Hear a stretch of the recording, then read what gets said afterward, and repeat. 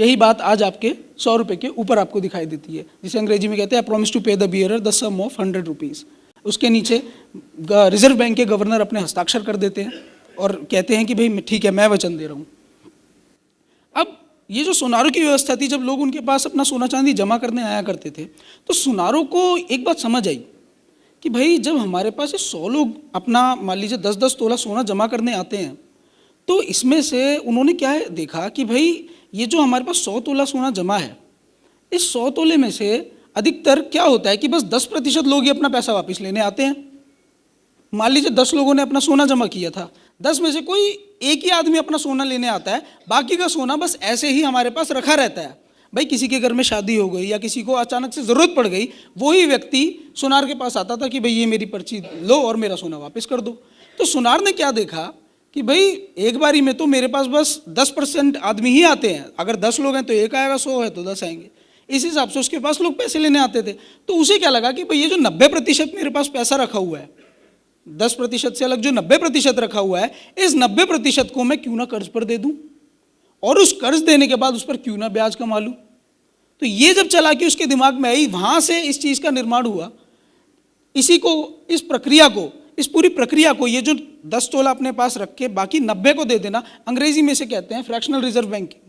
हिंदी में उसका अनुवाद कर दिया जाए तो उसे कहते हैं अंश रिजर्व बैंकिंग, कि भाई छोटा सा एक अंश रख लिया और बाकी का पूरा कर्ज पर चढ़ा दिया किसी को बिना बताए।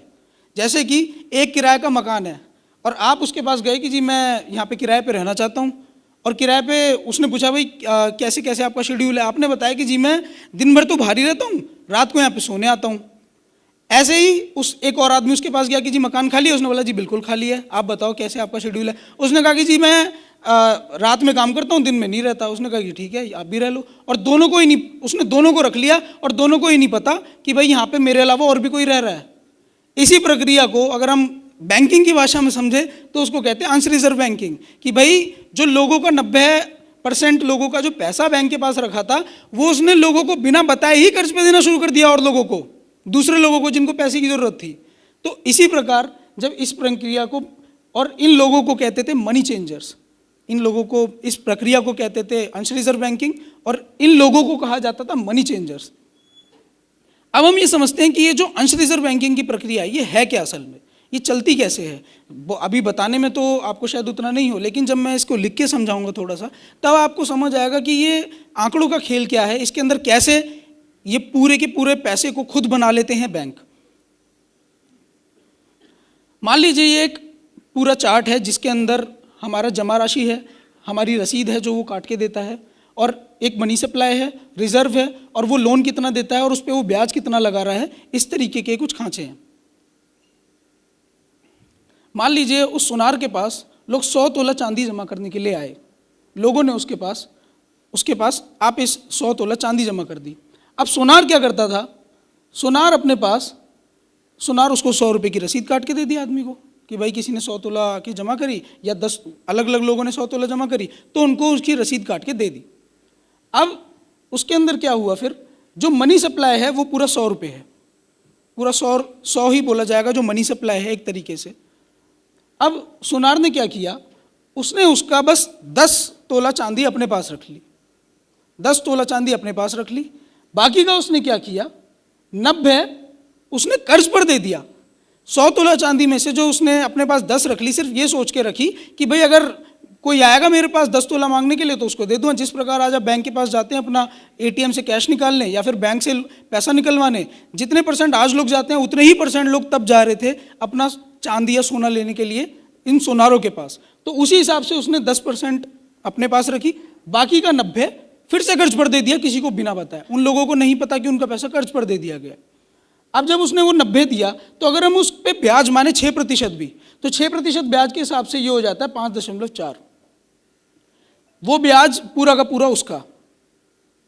अब हम देखते हैं तो मनी सप्लाई हो गया है बाजार के अंदर 190 रुपये, क्योंकि 100 रुपये की तो रसीद उसने पहले काट के दे दी थी। जब सोनार के पास कोई 100 तोला चांदी लेके आया था अपनी जमा करने के लिए, तो 100 की रसीद तो उसने तभी दे दी थी, और फिर उसने 90 की फिर से एक और ये बांट के लोगों को दे दी।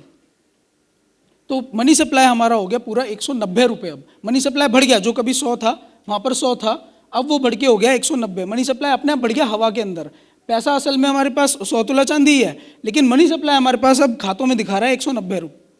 अब क्या किया लोगों ने, वो जो 90 तोला कर्ज पर सोनार ने दे दिया था, लोग क्या करते हैं, सोना लेके गए, आपस में घूमा सोना, एक्सचेंज किया, फिर से सोनार के पास आके जमा हो गया। लोग क्या करते हैं कि भाई किसी को तनख्वाह मिली, बैंक में जाकर फिर से जमा कर दी। उसी प्रकार से किसी के पास सोना घूम फिर के आया, फिर से उसके पास जमा कर दिया सोनार के पास, तो वो 90 तोला फिर से घूम के सोनार के पास आ गया। अब सोनार ने क्या किया, फिर से वही किया, 90 की रसीद काट के दे दी जितने लोग जमा करने आए। पैसे का सप्लाई अभी भी 190 रुपये है। सोनार ने क्या करा, उस 90 का 10% यानी कि 9 अपने पास रख लिया, और फिर बाकी का 81 फिर से कर्ज पर दे दिया। उस 81 पर अगर वो इंटरेस्ट लेता है तो 4.86, और पैसे का सप्लाई अब फिर से बढ़ गया, क्योंकि 190 तो वही था, और उस 190 में 81 जो उसने लोन पर दिया वो फिर से बढ़ गया, 271 हो गया। अब इसी प्रकार जब हम इस प्रक्रिया को आगे चलाते जाते हैं तो ये प्रक्रिया बढ़ते बढ़ते बढ़ते बढ़ते जो असलियत में हमारे पास 100 था, 100 तोला चांदी थी, वो खातों के अंदर अब क्या दिखा रही है कि वो 1000 तोला हो गई है। जो हमारे पास 100 थी वो 1000 हो गई, यानी कि 10 गुना चीज़ बढ़ा दी। अब रसीद भी काट दी उसने 1000 की, और फिर पैसे का मनी सप्लाई 1000 है हमारे पास, 100 रिजर्व पे रखा, 900 लोन पे दे दिया, 54% ब्याज उसका पूरा बढ़ते बढ़ते 54% ब्याज पे चीज़ आ गई है, और 1000 उसका मनी सप्लाई है। तो आप ये समझिए कि जो कभी 100 तोला चांदी उसके पास लोग जमा करने आए थे, उसका ब्याज बनते बनते ही आज वो 54 तोला चांदी उसके पास ब्याज के रूप में आ गई है। इसका मतलब आधी से भी ज़्यादा चांदी उसके पास ब्याज के ही रूप में आ गई। बैठे बैठे कुछ नहीं किया उसने बस आपकी चांदी जमा की थी और एक पर्ची आपको दी थी। अपनी उस पर्ची के घूमने की वजह से ही उसके पास आज वो 54 तोला चांदी आ चुकी है। अब क्या हुआ कि ये जो सोनार की जो लोग रसीद लेके जा रहे थे अपने पास, सोना जमा करने के बाद रसीद लेते थे, क्या हुआ कि भाई रसीद का क्या एक तरीके से ऐसा हुआ कि भाई लोग रसीद ही आपस में एक्सचेंज करने लग गए। भाई मुझे आपको कोई सोना देना है, तो मैंने कहा कि भाई सोना क्यों दूं, तुम ये मेरी रसीद ले लो और तुम जाके ले लेना सोनार से। तो उसने भी आगे ऐसी बढ़ा दी कि भाई मैं क्यों लूँ सोना, तुम ये रसीद पकड़ो और तुम ले लेना सोनार से। तो इस प्रकार क्या हुआ, एक तरीके से वो रसीद ही चलने लग गई।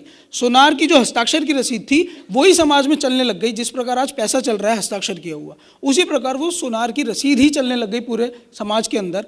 तो सोनार को जितना उसने % ब्याज लगाया था, सोनार ने जितना कर्ज लिया उस पर वह 6% भी लगा रहा था। तो उस हिसाब से आप अगर ये समझिए 1 साल के अंदर उसने 9 गुना ज़्यादा पैसा बढ़ा दिया है, और 6% ब्याज के हिसाब से 54% उसके पास 1 साल के अंदर सोना आ गया, सोना या चांदी 1 साल में उसका हो गया। जो लोगों का पैसा था असलियत में, अब लोगों के हाथ में रसीदें घूम रही हैं और उसके पास वो सोना जमा हो गया और वो उसका हो गया है आधिकारिक रूप से। तो सारा, क्योंकि क्या हुआ कि एक समय बाद सारा सोना आज हमारे पास कोई नहीं, आज हमारे हाथों में रसीद है, हमारे पास उस रसीद के बदले की चांदी या सोना नहीं है। तो ये जो हमारे पास से जो चांदी और सोना गया, इसको होने में कई साल लगे, क्योंकि सब लोग अपना पैसा बैंक में नहीं रखा करते थे, इसीलिए इस चीज़ को होने में कई साल लगे। वैसे तो प्रक्रिया 1 या 2 साल की ही है, लेकिन इस चीज़ को होने में कई साल लग गए, क्योंकि अधिकतर लोग अपना पैसा बैंक में नहीं रखते थे। अब क्या किया इन्होंने, जब सारा सोना इनके पास जमा हो गया, सारा सोना इनके पास जाके जमा हो गया, जब लोग रसीद ही घुमाने लग गए, तो इन्होंने क्या किया कि 1933 में गोल्ड स्टैंडर्ड ही खत्म कर दिया कि भाई अभी भी लोग अभी भी अगर आप किसी अर्थशास्त्री के पास जाएं तो वो क्या सोचते हैं कि भाई पैसा जितना छपता है किसी भी देश के अंदर, वो उसके पीछे जितना सोना रखा हुआ होता है उसके आधार पर पैसा छपता है। लेकिन पैसा उस तरीके से नहीं छप रहा है। पैसे छपने की प्रक्रिया पूरी अलग है, जिसको मैं आगे बताऊंगा कि सरकार किस तरीके से पैसा बनाती है। तो 1933 में इन्होंने गोल्ड स्टैंडर्ड ही खत्म कर दिया, सब सारा सोना इनके पास आ गया। अब आप बैंक के पास जाके, रिजर्व बैंक के पास जाके अपना सोना या चांदी नहीं ले सकते, ये प्रक्रिया ही खत्म कर दी। अब जब ये जो सोनार थे, ये सोनार फिर सोनार नहीं कहलाए, फिर ये धीरे धीरे बैंक बनने लग गए, जिन्हें आज हम बैंक बोलते हैं। ये बैंकों की व्यवस्था में तब्दील होने लग गई, यही व्यवस्था सोनारों की व्यवस्था। तो आज के समय में बैंक पैसा कैसे बनाते हैं, इस प्रक्रिया को अब हम आगे देखते हैं कि आज की प्रक्रिया में 1960 में एक किताब आई थी, शिकागो फेडरल रिजर्व द्वारा एक किताब प्रकाशित की गई थी, मॉडर्न मनी मैकेनिक्स। इसके अंदर एक बात कही गई थी जो मैं आपको बताना चाहूँगा कि बैंक वास्तव में जमा किए गए पैसों को कर्ज के रूप में नहीं देते। अगर वे ऐसा करते तो कोई अतिरिक्त पैसा नहीं बनता। वे लोन देते समय उधारकर्ताओं के लेन देन खातों में क्रेडिट के बदले में वचन नोट स्वीकार करते हैं। बैंक वास्तव में आपको कर्ज के रूप में कुछ भी नहीं दे रहे हैं आज। वो जब आप बैंक के पास एक लोन लेने के लिए जाते हैं तो बैंक आपके अकाउंट में एक एंट्री कर देता है। आपने बोला भाई मुझे 10 लाख रुपए चाहिए, तो आपसे आपकी सिक्योरिटी रखवाई, आपसे आपका कुछ भी रखवाया, जायदाद वगैरह, कागज़, कोई भी मकान है आपका, कुछ भी, उसके बदले में आपके अकाउंट में एक एंट्री कर दी। बैंक आपके हाथ में कोई पैसा नहीं देता है, जिसे पैसा बोला जाएगा उसको कुछ नहीं देता, आपके अकाउंट में एक एंट्री करता है। तो उसी तरीके से ये बात इसमें कही गई कि बैंक वास्तव में जमा किए गए पैसों को कर्ज के रूप में नहीं देते। अगर वे ऐसा करते तो कोई अतिरिक्त पैसा ही नहीं बनता। अब हम ये समझेंगे कि बैंक की एक खाता बुक होती है, वो किस तरीके से पैसा बना देता है। बैंक के पास एक क्रेडिट अकाउंट होता है और एक लोन अकाउंट होता है। तो बैंक क्या करता है, जब आप उसके पास लोन लेने के लिए जाते हैं तो वो आपके अकाउंट में लिख देता है प्लस 10 लाख। मान लीजिए आपने 10 लाख का लोन मांगने गए तो बैंक आपके अकाउंट में लिख देगा प्लस 10 लाख, और फिर उसी को लिखेगा अपने पास माइनस 10 लाख, और उसको अपनी बैलेंस शीट में दिखाना होता है भाई जीरो, कि भाई प्लस था और माइनस था, जीरो हो गया। उसी प्रकार से बैंक पहले वाला जो बही खाता था वो आदमी के लिए बही खाता था, मतलब कि जो मांगने आया है उसके लिए बही खाता बनाया गया था। फिर बैंक भी अपना एक तरीके का ऐसा बही खाता बनाता है कि भाई जो लोगों की तरफ से जो आपने सामान रखवाया अपना, मान लीजिए आपने अपनी घर के कागज़ रखवाए, कुछ भी रखवाए, तो उसको 10 लाख के रूप में प्लस दिखा देता है।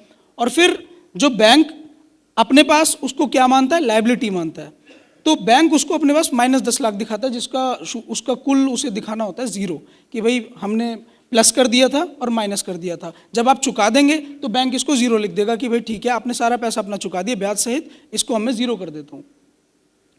तो एक तरह से बैंक आपको वचन को ही पैसे में बदलकर आपको कर्ज दे देता है, और इसी शून्य से बैंक अनगिनत पैसे बना सकता है। उसको बस एक तरफ जमा लिखना होता है और एक तरफ घटा लिखना होता है। जब आप लोन लेने गए तो एक तरफ जमा लिखा, एक तरफ घटा लिखा, और इस तरीके से बैंक ने पैसे बना दिए। हम लोग अधिकतर क्या सोचते हैं कि भाई दूसरे लोगों ने बैंक के अंदर पैसा जो जमा कर रखा है, जब आप लोन लेने जाते हैं तो बैंक वही पैसे आपको देता है, लेकिन असलियत में बैंक आपको वो पैसे नहीं देता। बैंक जब आप जाते हैं तो नया पैसा बना के देता है, एक तरफ जमा लिखता है, एक तरफ घटा लिखता है, और आपको पैसे आपके अकाउंट में दे देता है। आप उस हवा में बने हुए पैसे को अपनी पूरी जीवन की कमाई लगा के ब्याज के रूप में बैंक को चुका के देते हैं।